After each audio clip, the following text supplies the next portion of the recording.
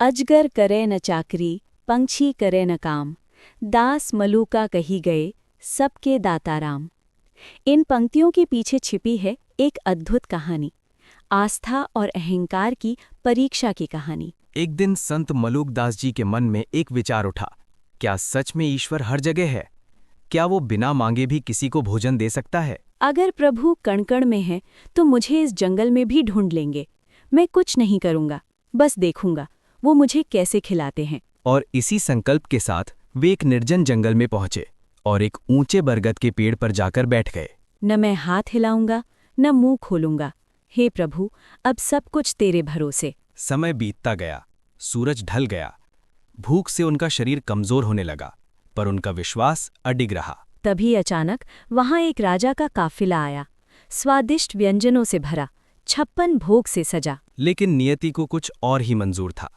डाकुओं के डर से पूरा काफिला भोजन छोड़कर भाग गया। कुछ ही देर में वहां खूंखार डाकुओं का एक गिरोह आ पहुंचा। रुको, ये कोई साधारण बात नहीं। इतना कीमती खाना और कोई इंसान नहीं, इसमें जरूर कोई चाल है। सरदार, ऊपर देखो, कोई छिपा हुआ है। डाकुओं ने तुरंत मलूकदास जी को नीचे उतारा। वे भूख से कमजोर थे, लेकिन चेहरे पर अद्भुत शांति थी। ए ढोंगी, सच बता, इस खाने में जहर है ना?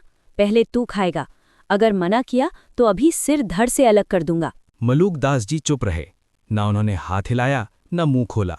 उनकी परीक्षा अब अपने चरम पर थी। डाकुओं ने उनका मुंह जबरदस्ती खोल दिया और उन्हें जबरन खाना खिलाने लगे। वाह प्रभु, क्या अद्भुत लीला है तेरी। मैं हाथ नहीं उठाना चाहता था तो तूने इन्हें मेरा हाथ पकड़ने भेज दिया।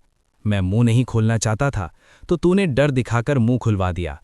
तू सच में सबका दाता है। डाकू ये सब देखकर स्तब्ध रह गए। उन्हें समझ आ गया कि ये कोई साधारण मनुष्य नहीं, बल्कि एक सिद्ध महात्मा है। हमें क्षमा करें महाराज, हमसे बहुत बड़ी भूल हो गई। वे सभी उनके चरणों में गिर पड़े और संत मलूकदास जी ने मुस्कुराते हुए वो अमर दोहा कहा। अजगर करे न चाकरी, पंछी करे न काम, दास मलूका कही गए, सबके दाता राम। इस दोहे का अर्थ ये नहीं कि कर्म छोड़ दिया जाए, बल्कि ये है कि जब मनुष्य अहंकार छोड़कर पूरी श्रद्धा से ईश्वर पर भरोसा करता है तो पूरी सृष्टि उसकी सहायता करने लगती है।